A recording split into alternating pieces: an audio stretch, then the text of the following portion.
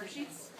This is your contact information at the very top. Thank you. So this is one of the most important sections.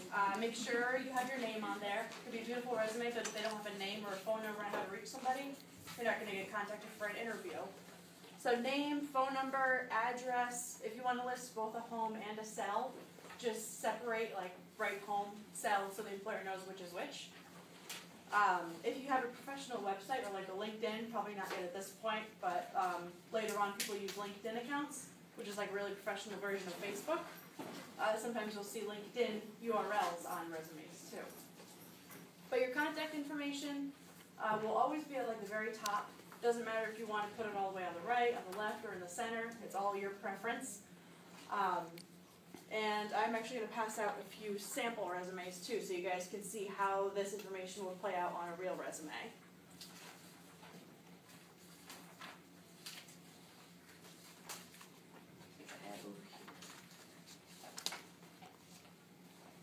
So some of these have work experience, some of them don't. Make sure you guys get 3 different times, okay?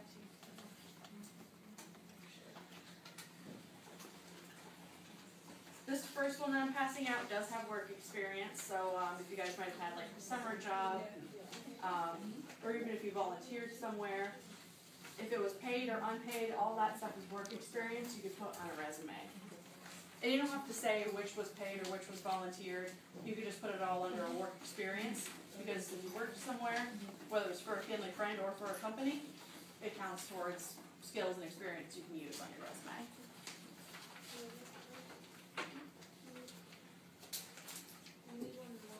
Oh, one more?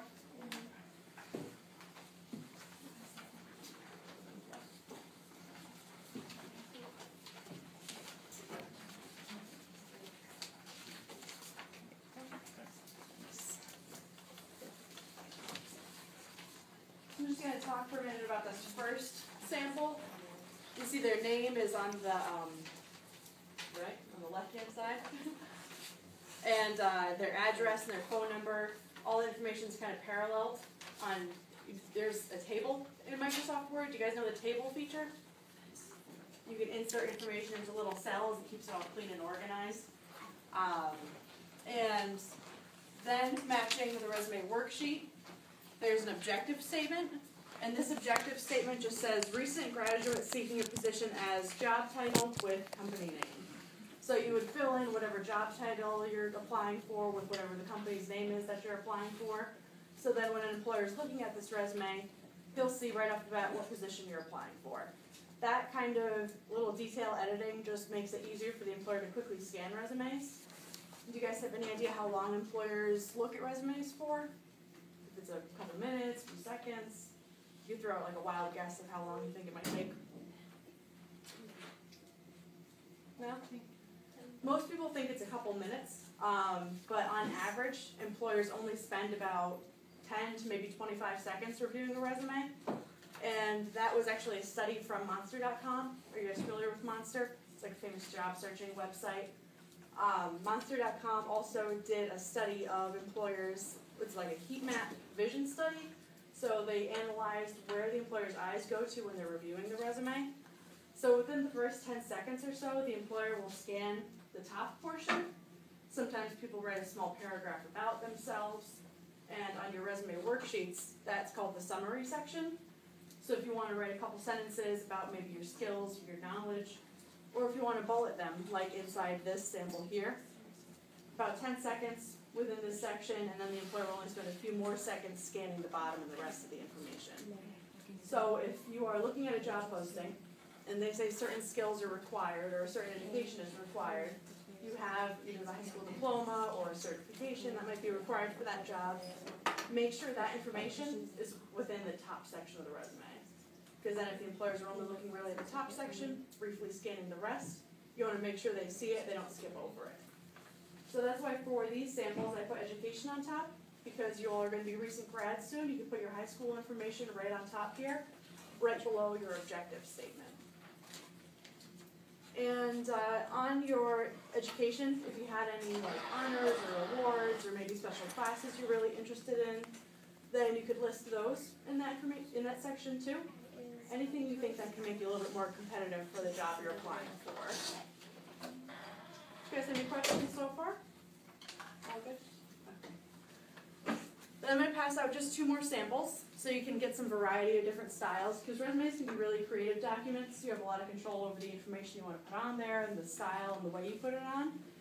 So you can just review some of these samples. This one doesn't have any paid work experience, but the person had experience being like a pet sitter and babysitting. So they list their information as childcare experience.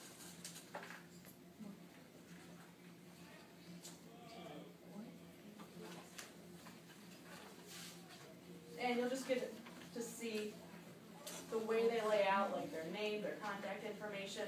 It's a different style than the first one.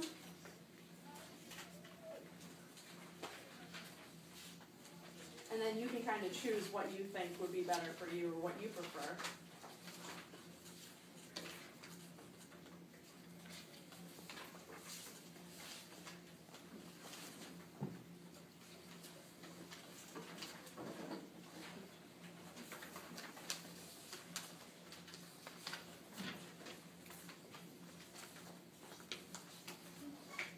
Does everybody get a couple are still getting passed out, sample? Okay.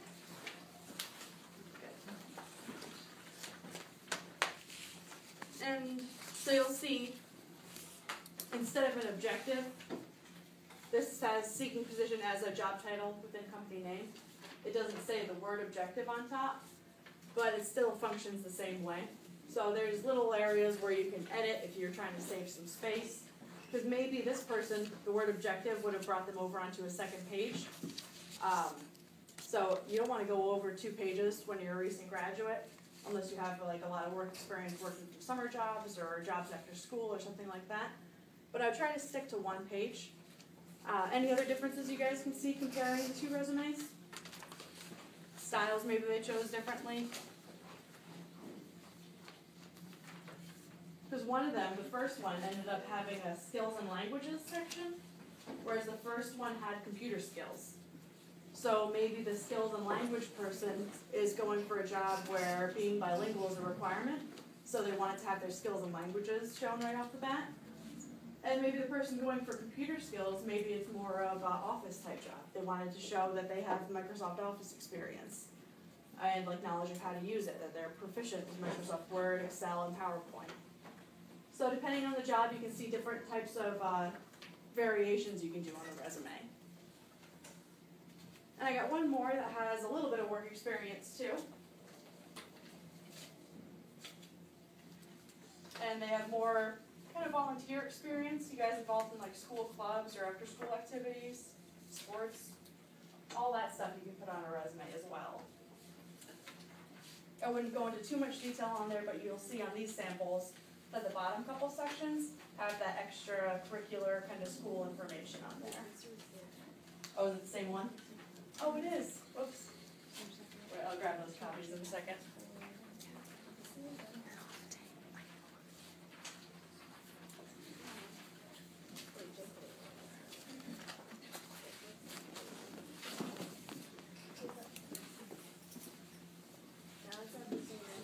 Oh, it's not the same one? It looks the same to me.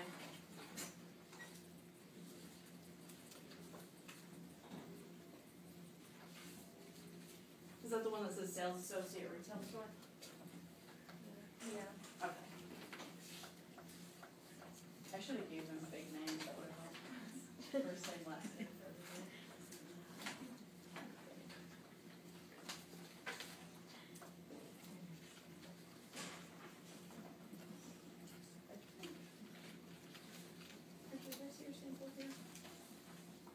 Okay, yeah, so just the experience section is a little bit different, and some of the achievements or the volunteer stuff is a little bit different. But this one follows a similar format to the others, just without any paid work experience. They might have just started as the sales associate at the retail store, sample job here, maybe over the summer, maybe they still work there after school. But since there's not a lot of experience there yet, just a few bullets kind of covering what the person does there.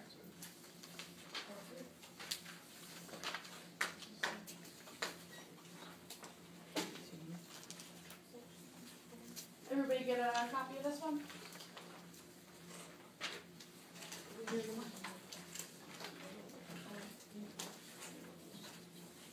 Thank you.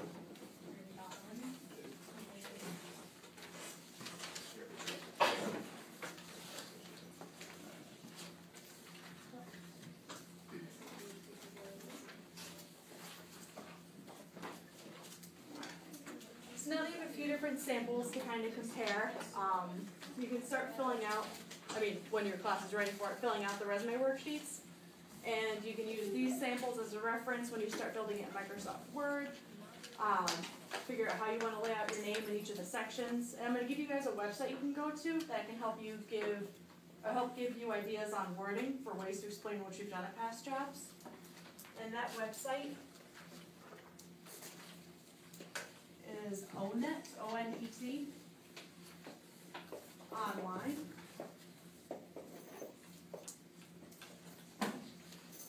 ONET is an occupational encyclopedia. So if you're researching maybe new jobs or new careers, trying to figure out what you want to get into, you can go to ONET and you can type in a job title, and then it'll give you duties, responsibilities, skills needed for specific jobs.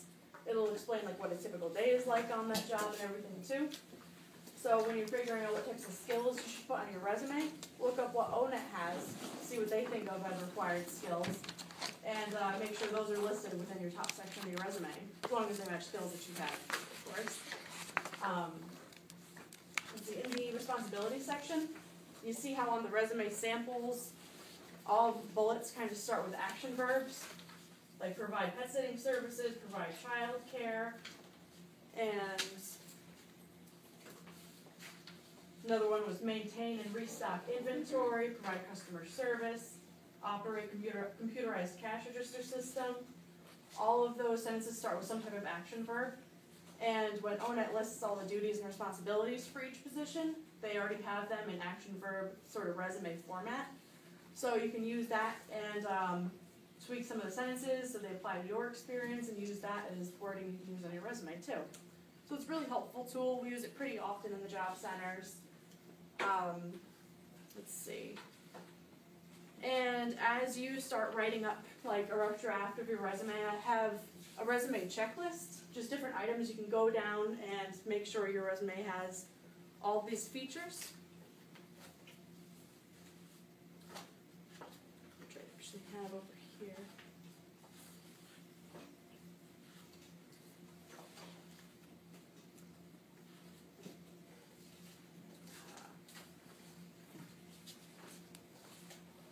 This is a front and back side of the page.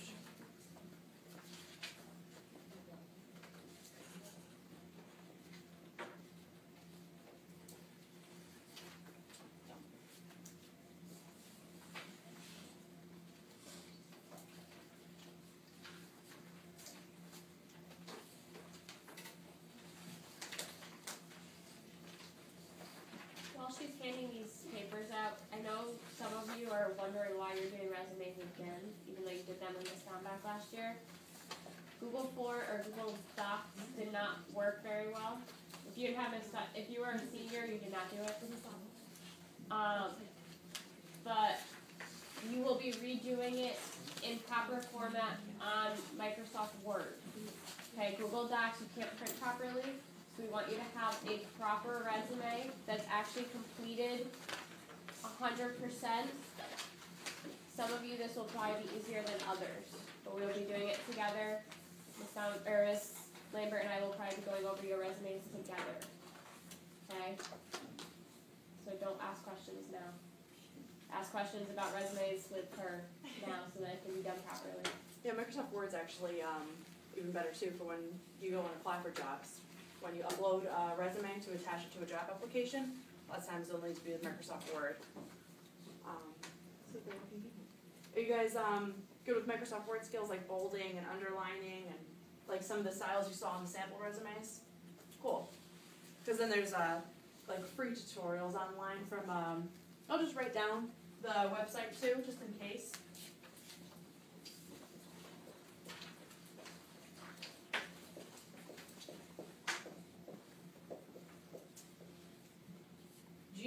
learnfree.org. Just had like, if you're new to using tables in Microsoft Word, we're using the information to put into different cells, removing the borders, so then your information's always kind of straight and parallel to each other. They just have instructional things on that website. And they go into more than just Microsoft Word too. Sometimes it's, if you're new to like certain social media sites, it's just one website we use as a training guide pretty often. But going to the resume checklist. So when you start drafting your resume, just go through all these sections and kind of see if your resume is true for each of these bullets here. Format, design, and appearance. So these resume samples that I passed along are really easy to read just because of the way they're formatted. So there's bolding for each section heading, and that bolding followed by quick, easy to scan bullets is a lot more inviting to read than just blocks of text. So if there's a big block of text and there's no formatting or spacing or separation, it can be overwhelming to read, and usually people will just skip over it. So if you make your resume have different sections that you separate with bold headings or underlining, any of that special formatting from Microsoft Word, it'll be easy to read and employers can scan it and they'll check out everything on your resume. And don't use more than 2 fonts, just because when employers are reviewing resumes, sometimes they get mailed hundreds a day. And looking at so many resumes, sometimes it's difficult for your eyes to like readjust to different styles of resumes. So just having 1, maybe 2, just simple fonts, nothing really fancy or cursive. You guys seen like the cursive kind of style fonts? I would avoid those for your resume. And just stick to like the basic ones like Arial or Times New Roman or Cambria, if you guys know font names and stuff. I like love fonts, I don't know, whatever. Then don't go smaller than 10 points. 10 points can be really tiny on some styles and decently large on other styles, but smaller than 10 can just get way too small, and you don't want somebody trying to squint and try and read your information. I usually stick around like 12 points for the regular text, like the bullets and stuff, and for the section headings and your name, maybe 14, maybe even 16 points in those areas. So they're a little bit bigger, they help your eye guide along the reader from larger section to the smaller bullets with information to the larger section bullets. So let's see. And yeah, keep it to 1 page, even though this checklist says 1 to 2 pages. So since you probably don't have a lot of work experience at this point, that's why I suggest staying with 1 page only. Organization, you can choose whatever order you want the sections of your resume to be in. So for that that worksheet, the resume worksheet that you guys are going to be filling out, if you want to have, say, your computer skills, your education be the very first section, you can have that. But I always will recommend having your contact information and the job title you're applying for to be the very first. Because then below that, you can sort of switch up the order, whatever you feel would work best. But I think always let them know what job you're applying for and let them know your contact information. Just so they'll know what the resume's goal is to get a job with a certain position or an interview for a certain position, and then they can contact you for that interview. Let's see. Writing style, like the 3rd section down, job duties or achievements begin with action verbs. So I was saying before, that website Own It Online, you can go on there and figure out different job responsibilities, and they'll list all the different job responsibilities for that position in resume format, because they all start with action verbs. Provided, organized, handled cash register funds. All those action verbs will just make your sentences shorter, because you want to write really concise. So short sentences, so it doesn't take a long time to read the resume or what you want to stick with. Because really long sentences, it's hard to quickly scan a document full of long sentences. So that's why we'll stick with action verbs instead of a long sentence like, I was responsible for handling all of the funds at the cash register. Just handled cash register funds. See kind of how there's 2 differences, the long sentence versus just a really quick short one. So stick with the quick and the short sentences for your resume. Let's see the content. If you no longer do a certain job, just put those verbs in the past tense. So recorded work history, or answered phone calls from employer, all those are in the past tense. If you currently work in a certain position, you can keep it in the present tense, like answer phone calls, record work history. But if you don't want to do it anymore, just make sure your verbs are consistent, past tense, present tense. And headline and profile. Let's see, make sure that this language is specific to the employer. So if you're applying for a job as maybe a nursing assistant at a specific hospital, write that hospital's name down on there or type it. And make sure you don't send the wrong resume to the wrong employer. Keep all your resumes very organized so you won't make any mistakes by sending, like, you know, the opposing competition or competing hospital your resume for a job opening they had too. It's all about making just the right first impression on the employer, so customizing that headline or the objective statement and making sure you're organized and sending it out to the right employers each time. Let's see. Employment history. Like I was saying before, if it was only volunteer work, you can include volunteer information. After school programs here, you can count as work history if you guys did a big project together that maybe took a few weeks or a few months to coordinate. Even if it was only a couple days too, you can just put the month and then the date that you did that project and write about kind of your experience that you had doing that project. Especially if you ever took kind of like a leadership role, if you led a team or maybe it was a sports team even, any type of leadership skills employers always want to learn about. So you can write your experience in whatever type of role that might have been, from school, from work, from volunteer organization, put all that stuff on your resume. Let's see, for your education and training too, I was saying earlier to list any relevant courses you think could help for a job you're applying for, but also things like your GPA, the name of the school, the month and year that you graduated, and you can use the formatting to make your high school diploma stand out, especially if it's going to be a requirement for a job you're applying for. So using that formatting to make sure the requirements will catch the eye of the employer so they can see right off the bat that you match all of their job requirements. And lastly, the most important thing for resume writing is proofreading everything, because if there's a typo or a big mistake, there's maybe some type of maybe grammatical error or just punctuation, any little typos, sometimes employers use those as a way to weed out who they're not going to interview. So just have a friend, a coworker, volunteer work, teacher, somebody proofread your resume for you so that there's no typos. And so for some industries it's not really a big deal, but for others it's just to be on the safe side, especially if you say that you're like detail oriented and then there's a typo, it doesn't really work too well. So I've got a few people who are going to leave. Do they usually announce that they're here, or what's the deal? So if you guys can, the people who are going to the Yukon, if you quietly want to move that way, there's a lot of folks who, once the hubbub goes down. Sure, yeah. So these folks definitely want to have a good resume because they need to be able to have good jobs. Thank you. Oh, let me see.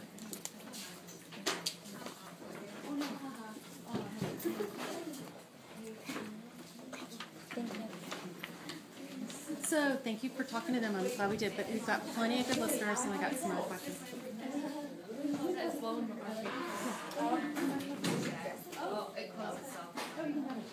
That was good. That was kind of squeaky. Oh, yeah. Let me close this door real fast.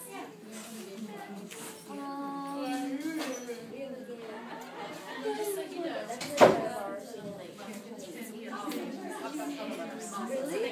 Okay, guys, we're back. You guys, transition is over. Thank you. Because this is great. You guys, this is a true viable skill. So, and she's going to talk about cover letters as well. Yeah. So I got a little packet on cover letter writing I'm going to share with you guys.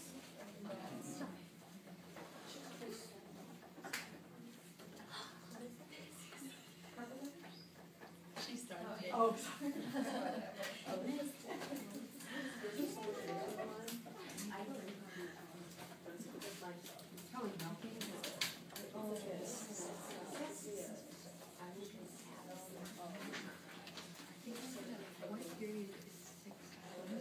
I have a couple extras too.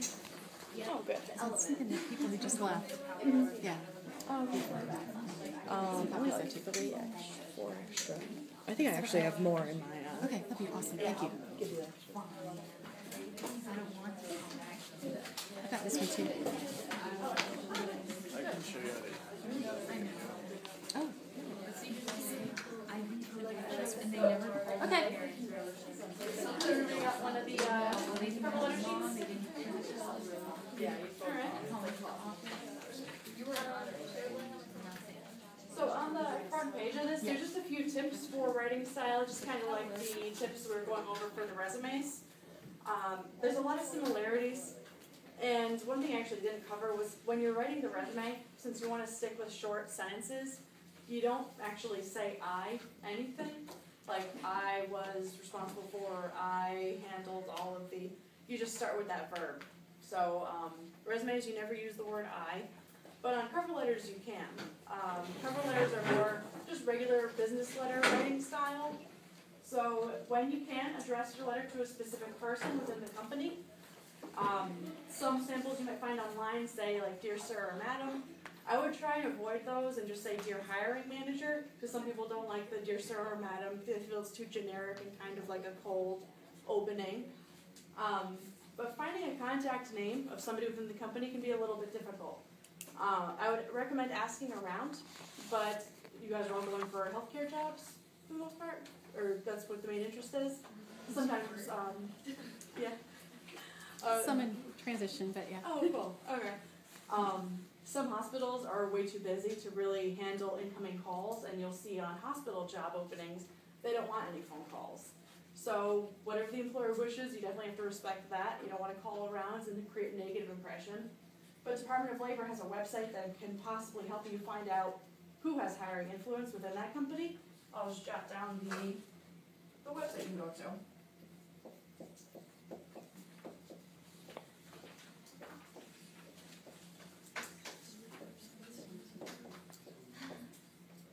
It's ctjobandcareer.org. This is a website created from our Office of Research. This is a bunch of other little departments within Department of Labor. Office of Research is the group that does all of the, basically all the numbers to figure out how many people are unemployed or what jobs are the most likely to be increasing in the number of job openings. They come out with publications of like the hot jobs list for people to know what jobs to apply for. But they also just have a database of all the Connecticut employers. Anybody that wants to be a business in Connecticut has to register with the Department of Labor. So what Job and Career does is it will give you contact information and names of either a hiring manager or sometimes even like the vice president of the company.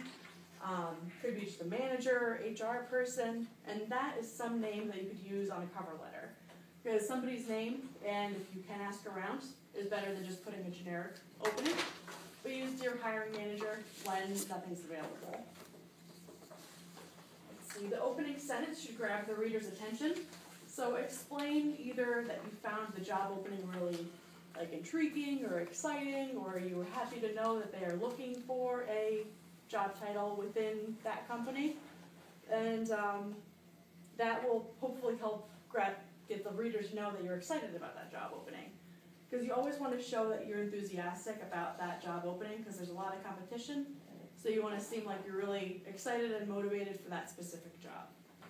Another way you can stand out is actually doing some research on the employer.